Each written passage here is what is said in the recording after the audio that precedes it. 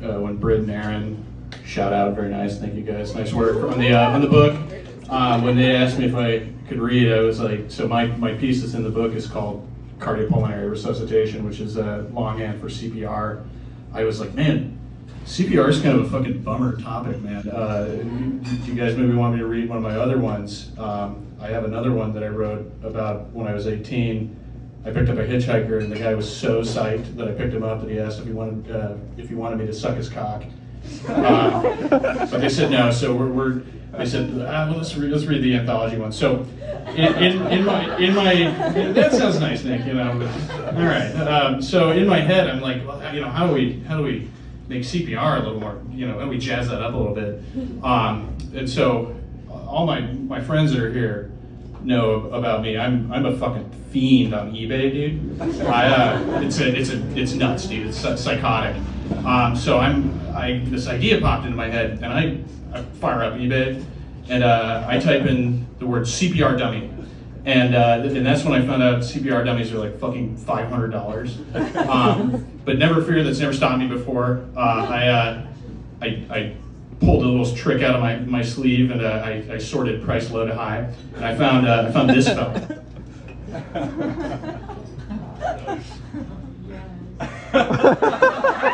This fucking guy, $35, dude. I'd be a fool not to buy it.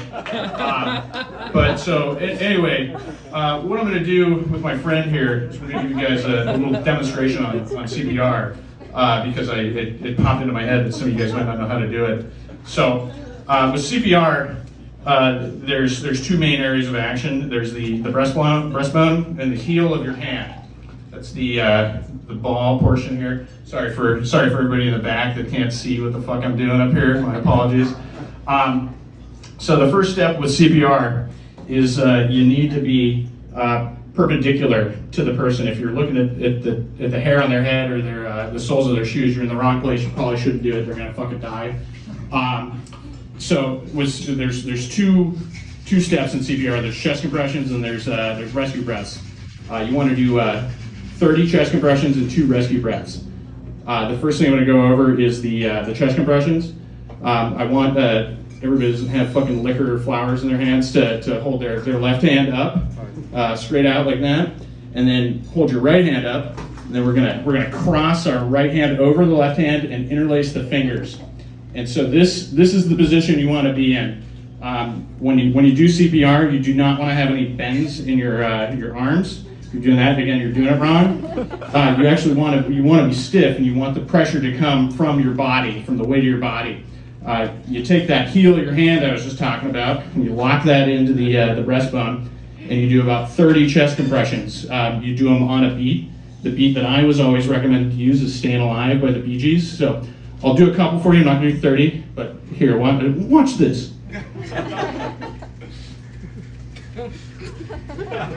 So like that, you do 30 of those, and then you do 2 rescue breaths. And the rescue breaths, you want to take your hand and gently open the victim's mouth, and again perpendicular to them. You don't want to kiss them. You want to go perpendicular. You take a deep breath and blow into their lungs. CPR is very cool. If you're interested, I encourage everyone here to get certified. It's awesome. Okay, and now I will read you guys my thing. I'm sorry.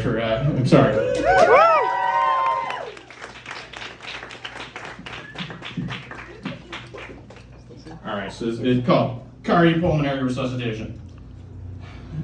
I have performed CPR 3 times in my life. Recently, I've been informed that tally is more than the normal amount. I learned CPR at a Red Cross clinic when I was 11 years old. I was working on the first aid merit badge. It's required for the rank of Eagle Scout. If there's one thing in my life that I've ever been sure of, even at age 11, it's that I was going to be an Eagle Scout. The clinic was held in the middle of the Kitsap County Mall. I remember feeling a little weird making out with one of those John Cena-esque torso-up mannequins while people were buzzing around me, buying skateboards at Zoomies and barbecues at Sears. Remember Sears? I got my first real job when I was 13. I'd already been getting paid to move hay bales for years, but when I put that on my resume, my dad told me it doesn't really count. I've always thought that was kind of bullshit. I was a lifeguard at a Boy Scout camp that summer. The first time I performed CPR was at that job. For the first week that the camp was open, exclusively Mormon troops were there. This is not an exaggeration. The Boy Scouts of America is very heavily LDS affiliated, and the Mormons didn't want their kids mingling with the unwashed, unholy masses like the troop I was a member of. The Mormon troops are notorious for having an almost 100% Eagle Scout attainment rate. I'm sure those boys all knew they'd be Eagle Scouts one day too. On Friday of that first week, as we were doing our count while the kids got out of the lake, the total number was off. One boy was missing. There was an immediate and chaotic flurry of action as the other lifeguards and I got into formation and swam down the swimming area, scanning the murky water for the missing scout. He was quickly located, luckily not by me. I'm sure I would have botched the rescue. One of my coworkers discovered him, his neoprene swim shirt tangled in a sunken tree limb, holding him down about 10 feet beneath the surface. The guard swam up, and we pulled him back onto the dock. He was not breathing. The boy was young, probably around 10 or 11, and very small. As he lay on the dock with his eyes closed, he looked like my sister's American Girl dolls while they were sleeping, down to the smallest of gap teeth and the uncanny, lifeless, barely closed eyelids. We rotated doing chest compressions and mouth-to-mouth. I think I did 2 or 3 rounds of each, but I can't remember. It felt like we were doing them for a long time. At the beginning, each time one of us pressed down on the boy's chest, he would spray water out of his mouth, like in a Tom and Jerry cartoon.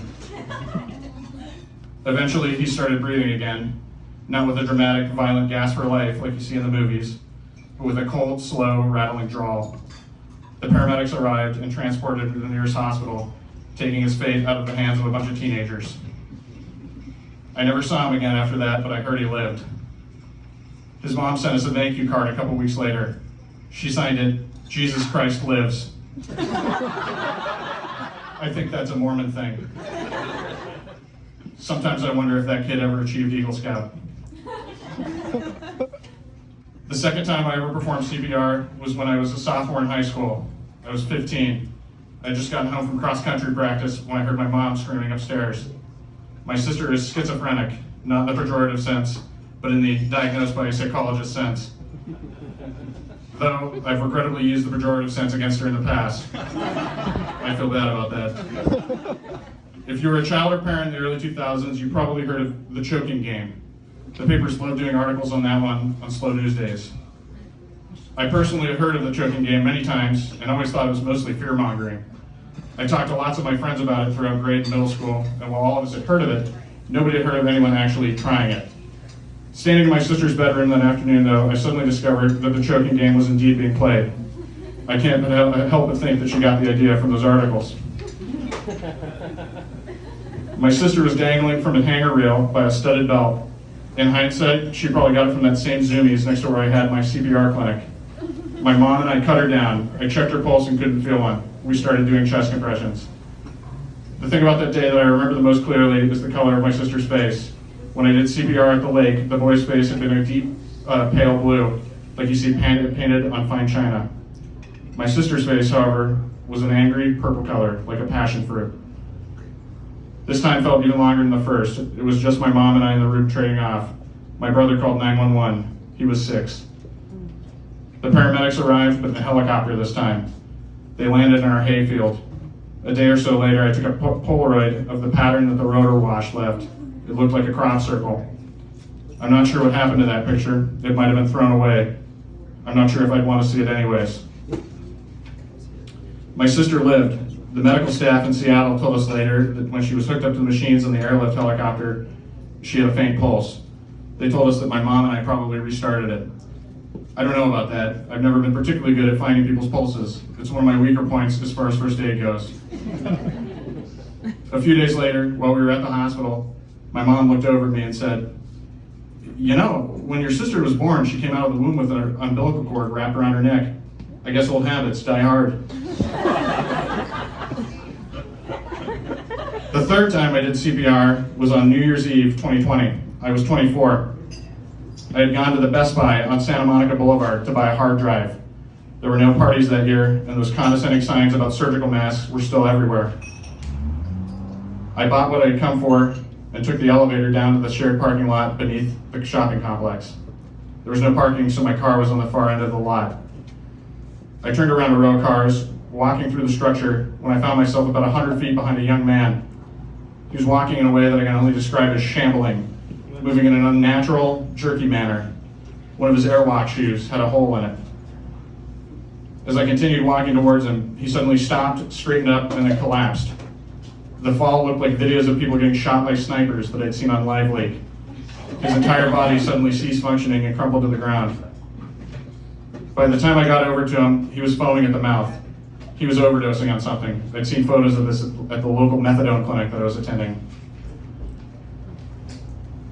I tossed my shopping bag aside and kneeled down to check on his pulse. I didn't feel any. Again, I kind of suck at that, but given the other factors, I was pretty confident he didn't have one. I started CPR. I was by myself this time. I used my surgical mask as a dental dam to block some of the foam pouring out of his mouth. I have to imagine it was about as effective as it was at stopping COVID, but in the same right, it made me feel better. The man looked different than the boy at the lake or my sister had. He was a stark, chalky white. I watched the color recede from his body as I pumped and breathed into him. It was like watching a time lapse of a sunset. One thing still had color though, his eyes. They were blue, like mine.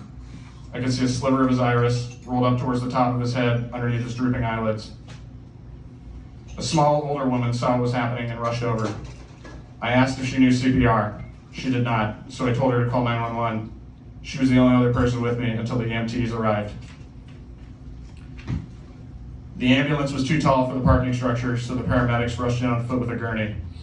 They hit the man with an AED a few times. That was more like the movies. His body convulsed violently every time he was shocked. I stood to the side with the old woman, watching entranced as they tried to revive the man. At one point, I picked up the Best Buy shopping bag I'd tossed aside. The hard drive I just bought was visibly damaged from where it hit the ground. I'd thrown away the receipt as I'd left the store. After working diligently for what seemed like a long time, one of the paramedics said to the others that there were signs of lividity in the man's body. I knew that word. The band, the Melvins, have a song with that as the title. It's pretty good. Lividity is the gravitational pooling of blood in the body during death, and is what I was seeing when I watched the man lose color. The activity slowed down after that declaration. The paramedics kept working. I think they literally have to, but I could feel the sense of urgency leaving the air. They loaded the man onto their gurney and rolled it out of the parking garage. One of the paramedics shook mine in the old lady's hands as he left. The woman turned to me and said, "Well, Happy New Year!" In a startlingly chipper tone, before immediately turning and leaving me standing there, drenched in sweat in that cold Hollywood parking garage. I stood there for a few minutes. I'm not sure for how long, but it felt like a long time. I'm pretty sure that man died. Maybe I'm losing my touch. That's it.